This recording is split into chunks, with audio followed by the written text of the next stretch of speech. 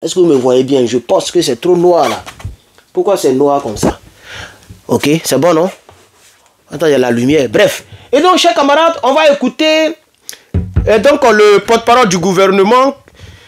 Ok, voilà, ils ont posé, le journaliste a posé la question. Si vous voulez, je peux revenir en arrière, puisque j'ai écouté tout ça. Mais je vais revenir en arrière. Et on va écouter le journaliste qui parle, s'il vous plaît. Donc, au conseil. Le ministre Cyprien Kwasi pour Abidjan Connect. Monsieur le ministre, je ne sais pas si c'est pas moi qui. C'est moi qui ai mal noté. J'ai cru entendre la construction de 129 lycées et collèges. Est-ce qu'on peut savoir. Ça ne m'intéresse pas. C'est des menteurs. Je vais partir avec l'autre. Lycée et collège, il y a. Attachement du Carité au conseil Coton. Oh. Sur le quotidien l'Inter. Voilà. Écoutez ça. Monsieur le ministre, parole du gouvernement, dans le cadre du contentieux électoral et sur saisine de certains requérants, la justice ivoirienne a ordonné hier la radiation de Tidiane Thiam, président du PDCI RDA de la liste électorale provisoire. À ce jour, 4 figures majeures de la scène politique, à savoir l'ancien président Laurent Gbagbo, l'ancien président de l'Assemblée nationale Guillaume Kibafori Soro, l'ex-ministre de Laurent Gbagbo, Charles Blé Goudé, et à eux s'ajoute dorénavant Tidiane Thiam, sont radiés donc de la liste électorale. Cette situation, au travers de cette situation, certaines personnes y voient la main du parti au pouvoir qui serait en train de tenter d'écarter ses adversaires les plus sérieux. Que leur répondez-vous? Écoutez maintenant le code du goût. Bien, merci. Nous sommes en train de bâtir un état de droit. Quand vous regardez d'où vient notre pays, avec toutes les violations régulières de nos textes que nous avons connus, depuis, je dirais, au moins les années 95, il était important de revenir aux fondamentaux d'un état de droit qui est basé sur le respect des textes. En la matière, le droit a été dit dans chacun de ces cas. Nous avons 2 instances qui gèrent les questions électorales, puisqu'ici vous me parlez de questions électorales. Vous avez d'un côté la commission électorale indépendante, qui a le pouvoir de rayer de la liste électorale ou d'ajouter sur la liste électorale donc des électeurs sur injonction du ministère de la Justice. Et de l'autre côté, vous avez le Conseil constitutionnel qui, lui, se prononce sur la validité des candidatures. En la matière, je ne vois pas où est-ce que le gouvernement intervient. Surtout qu'en ce qui concerne la commission électorale, toutes les décisions sont prises de façon collégiale. Donc ça veut dire que toutes les décisions qui ont été prises par la commission électorale jusqu'à ce jour ont rencontré le consentement de tous les membres de cette commission électorale.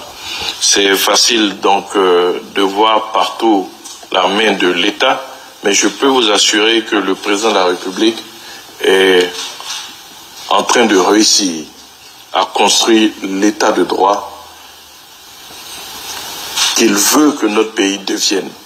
Un pays respectueux de ses textes, un pays respectueux de sa constitution, un pays respectueux des décisions de justice qui sont prises. C'est de cela qu'il s'agit. Maintenant, je peux comprendre que certains opposants, dans leur désarroi et beau jeu de voir la main de l'État partout, mais dans les pays démocratiques, ce n'est pas comme ça que les choses sont perçues. Et alors, tout à l'heure, il a dit que le président de la République est en train de bâtir un pays de démocratie, tout et tout. Et il dit que l'État n'a rien à voir avec ce qui se passe actuellement. Mais il a commencé en disant que il y a 2 entités qui gèrent cette question. Le Conseil constitutionnel et la commission dite est donc indépendante, puisqu'elle n'est pas indépendante. Elle dépend de Dramane. Il dit que ce sont ces deux-là qui ont enlevé le nom. Et quand il a fini, il dit que le président Alassane Dramane Ouattara est en train de bâtir un état de droit. Et après, il dit que les gens trouvent que le gouvernement a quelque chose à voir avec cette histoire. Pour ceux qui réfléchissent, essayez de coller les trois choses là pour voir est-ce qu'il y a... je ne sais pas si vous comprenez un peu. Il s'est dédié en réalité. Je ne sais pas si vous avez compris, hein, mais je veux qu'on l'écoute intégralement. Donc on va l'écouter. Pas trop intégralement, mais je veux qu'on écoute une grande partie de sa réponse. Je ne veux pas faire de comparaison, mais nous avons vu récemment que la candidate d'un parti en France, parti qui est arrivé à 3 reprises au second tour, parti dont tout le monde a vu le score qu'il a fait aux récentes élections législatives qui ont eu lieu en France, a été frappé d'inéligibilité.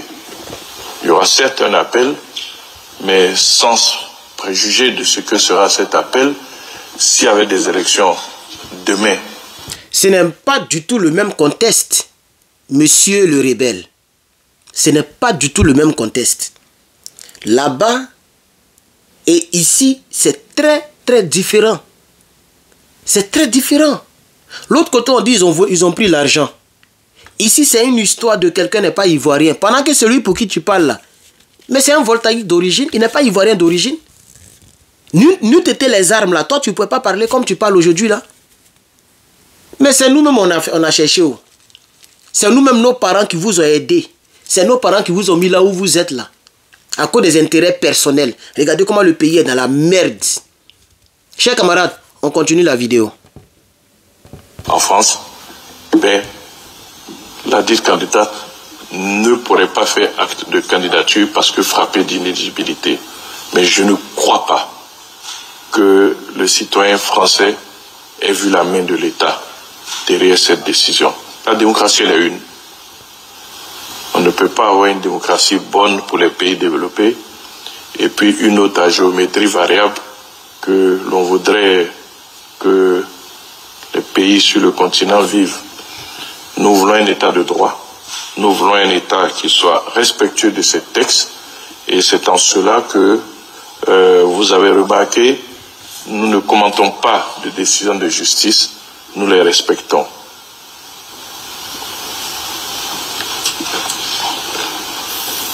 Ça fait pitié pour la Côte d'Ivoire. Hein. Pendant ce temps, au temps de Dramane, il y a eu une décision de justice. Le nom de Dramane n'était pas sur la liste. Pour le quotidien Le Jour. Vous avez fait rébellion. Monsieur le ministre, les journaux sénégalais d'aujourd'hui, mercredi 23 avril 2025, ont consacré majoritairement leurs manchettes à l'actualité ivoirienne, marquée par la décision du tribunal de première instance d'Abidjan Plateau, d'ordonner sans possibilité de recours le nom de Cheikh Tidiane Thiam dans la liste électorale. Un tabloïd, L'Éveil, pour ne pas le nommer, a même évoqué le retour de l'ivoirité. L'As, un autre écrit périodique, a barré à sa une. Ouattara joue avec des allumettes. Je ne sais pas tout ce que ça veut dire. Un autre a écrit Ouattara victime hier, bourreau aujourd'hui. Quel commentaire vous inspire tous ces écrits? Et puis pour finir rapidement, monsieur le ministre, le tribunal de première instance d'Abidjan, nous l'avons dit, a ordonné hier mardi 22 avril 2025 la radiation de Tidiane Thiam. La juge a estimé, selon les comptes rendus qui ont été faits, que le petit-fils de feu Félix Houphouët-Boigny n'était plus ivoirien au moment de son inscription sur la liste électorale en 2022. De ce fait, monsieur le ministre, peut-on s'attendre au retrait du passeport ivoirien obtenu par le concerné avant la date de son inscription sur la liste électorale? Juste une question, peut-être de paradigme de forme. Merci. Je ne veux pas commenter les unes des journalistes sénégalais. Elles ont certainement leur raison. Je veux dire, ces organes de presse-là ont certainement leur raison, donc je ne commenterai pas ces unes de journaux sénégalais. J'ai dit tout à l'heure que... Mais tu as commenté le problème de la France avec Marine Le Pen. Tu as commenté ça. Tu as même dit que tu ne crois pas que les citoyens français aient vu la main de l'État dans cette décision de justice. Donc tu as pris la place des citoyens même français. Tu as commenté ce qui se passe en France, mais c'est au Sénégal que tu ne veux pas commenter. Vous qui regardez la vidéo, là, regardez le salopard. En réalité, il ne sait pas quoi dire, comment répondre à la question. Draman victime hier. Aujourd'hui, il est au bourreau. Ça, c'est un Français lourd. Il ne peut pas répondre à ça. Il va dire quoi par rapport à ça? Il n'a pas de réponse à ça. Vous voyez, non? On va quand même l'écouter.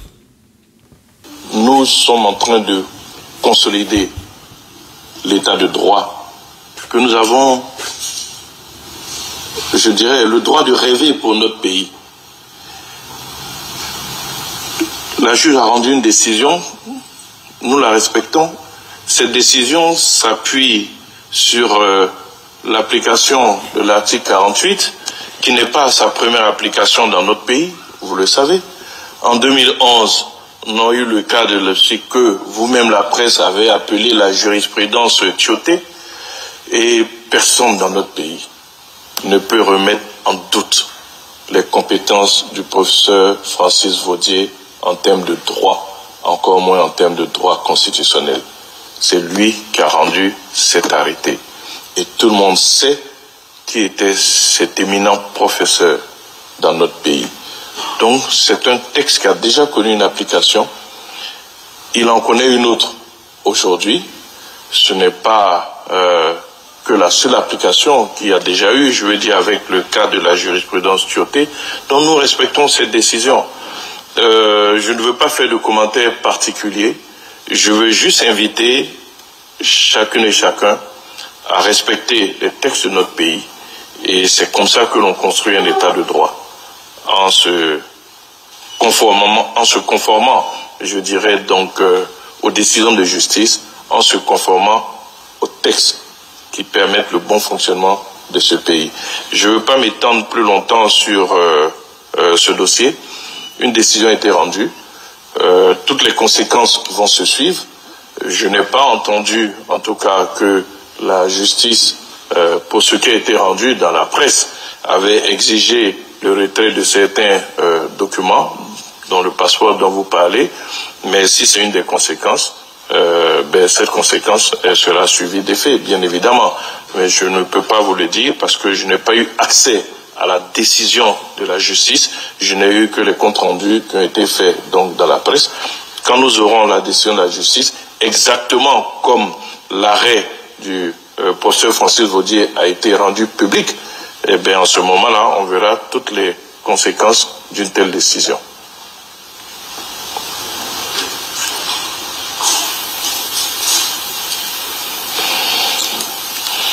Bonjour Monsieur le Ministre, je suis André Assemian, journaliste à Live TV.